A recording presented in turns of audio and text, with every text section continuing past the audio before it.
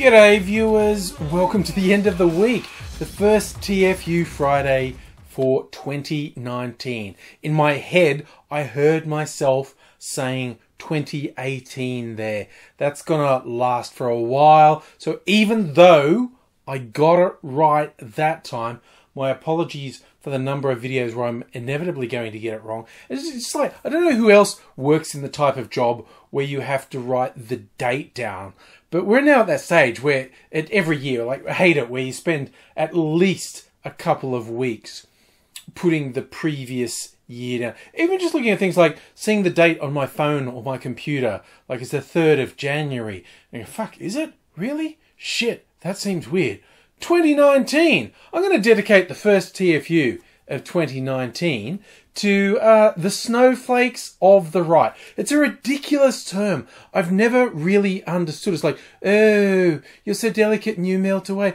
And it's used by people on the right as a term of abuse for people who don't like it when you treat someone else like shit. When someone says something obnoxious, racist, misogynist, homophobic, transphobic, bigoted, and you say, cut that shit out, and they go, snowflake, are you triggered much? You go, wait, not wanting you to be a piece of shit to someone else, that is a weakness? Is that what you're saying?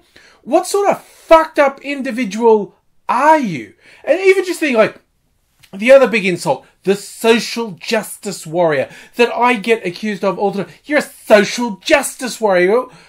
Wait, you're trying to tell me that advocating for social justice, for advocating for justice for people who aren't getting it, is a bad thing. That's like you're advocating for social injustice. It's absolutely bizarre. But of course, the compounding bizarreness of it is the implication is there's not actually anything wrong. You're just too sensitive and get upset over anything. Yet the people who say this shit lose their minds over the tiniest little thing.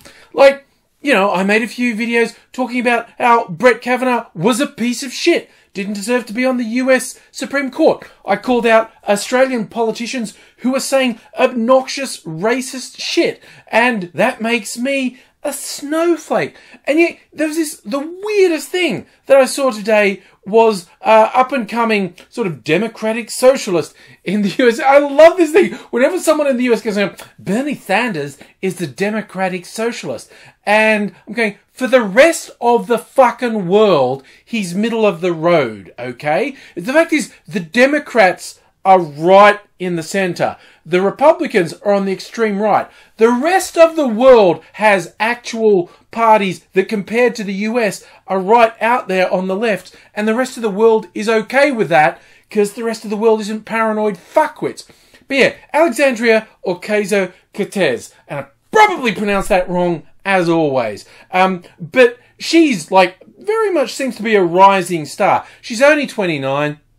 She's declared herself to be a democratic socialist in the US, got elected to Congress, and quite frankly, the right are fucking terrified of her. Because as it is, she's a first-term congressperson. She has no power at this point, yet they're fixated on her, which shows they're fucking terrified of her. She's probably got lots of failings. I don't know that much about her. But the people who are fucking scared of her say to me, well, she must be kind of okay. And there was this video that got circulated online today. It was shot when she was in college or high school. Apparently it was for, you know, some sort of viral video challenge. She was dancing to a particular song. And a number of right-wing blowhards circulated this video going, there you go, New York, that's what you voted for. It's all over. Her career's over. This is bullshit. Are we in the town from Footloose where dancing's not allowed? Like, she's not even twerking. Not that that would be an issue. But she's actually dancing pretty well. Yeah, maybe it's kind of dorky, like you're being silly and having fun with your friends. But these people are producing this video where it's nothing more than her having fun in a completely fucking harmless way. And they go, that's it, her career's over. So let me get this straight. So The serial sexual abuser on the Supreme Court, hunky-dory. Pussy grabber in chief, above reproach. Young person having fun and dancing, not even in a sexual way, somehow a career ender. It's absolutely fucking bizarre. Although I have to admit, on the one level, I don't blame the Conservatives for trying it on, because there's a long track record of the Democrats being weak as piss and turning on someone at the slightest provocation. They're trying to inoculate themselves from attacks from the right, which is absolutely pointless. You see what Trump's done? Not care about any attacks. That's what the Democrats have to do. But in this case, the idea that this will hurt Alexandria Ocasio-Cortez is absolutely fucking ridiculous. And there's just been a succession of people humiliating themselves by trying to say this was a big deal, and it wasn't. But if the people who made themselves look stupid like that want to feel better, they need to do no more than look to the UK and the kerfuffle around a vegan sausage roll publicised by a chain of stores in the UK. And it's been absolutely bizarre. Like, because there's a running joke, vegans are jerks, okay? Vegans will harass you. Vegans will try and spoil everything. And yet, it's mutated into this bizarre thing where people who have decided vegans are somehow the enemy are bigger dicks than vegans have ever been.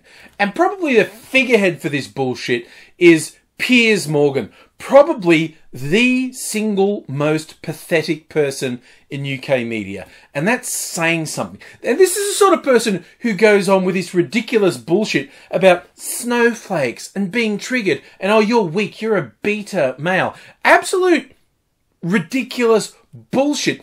But he is the embodiment of a weak, pathetic, scared, ineffectual, hopeless child. I mean, this is a guy who lost his shit because someone he regarded as a macho figurehead, actor Daniel Craig, who played James Bond, was photographed carrying a child in, one of those little carry things on his chest. Go, oh no, not you, 007. You've been a feminist. What sort of sad, pathetic, weak, insecure loser thinks a man caring for a baby is weakness? Well, Piers Morgan, that's who. I mean, he is utterly pathetic. And he completely trumpeted about, oh no, what's this vegan sausage roll? That's ridiculous. And admittedly, vegan sausage roll is a kind of funny name because we all know sausages aren't vegetables. Well, actually, sausages tend to be about 50% non-meat products, quite honestly, and then 50% stuff that got swept up off the floor of slaughterhouses. But, that aside, it is a slightly funny, but it's an obviously branding thing. It's like calling squeezed almond juice almond milk, when a lot of people say, well, milk is something you squeeze out of a mammal, not something you squeeze out of a nut. Don't go for the cheap line. It's not funny. It's not clever. You're just silly, okay? And so, yeah, calling a vegan thing a sausage roll is, look, it's an easy term of reference. But Piers Morgan, and not just him, all these freaking idiots on social media acting as if it was some huge affront. And for once, it appears the company behind it were completely ready for the sort of bullshit that was going to happen. Because their social media's been hilarious. It's all these people losing their shit like, saying, vegan sausage roll, it's the end of the world, we're doomed. And they're called Gregs, I think, and they've just been responding with, dude, it's a sausage roll. Why are you so upset about a sausage roll? And it's because these people who have been in such a privileged position where literally everything always went their own way by default with no effort or no actual sort of merit on their own part, when suddenly they're faced with a world where people go, maybe we should think about people other than straight white males. Maybe we should acknowledge that the majority of the world is not straight white males. They lose their fucking minds. And it's because they're so insecure, weak, and pathetic. And I think a lot of them actually lacked the intellect and the ability to self-reflect to understand that they're scared and they know they are basically fucking worthless and have had everything handed to them their whole lives and they're probably still complete fucking failures.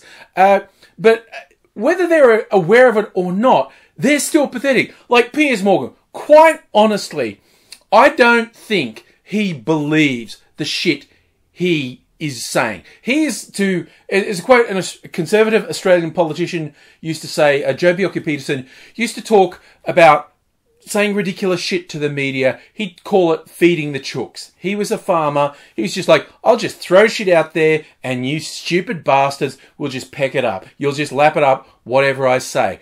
And Piers Morgan, to my mind, is much more just winding up the fuckwits of the world than expressing what he truly believes.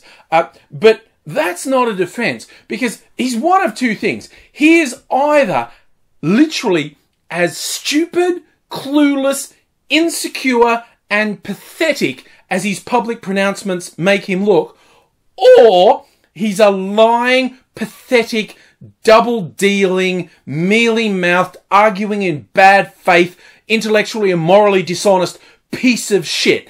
And both of those rule him out of any sort of contention for being a vaguely decent human being.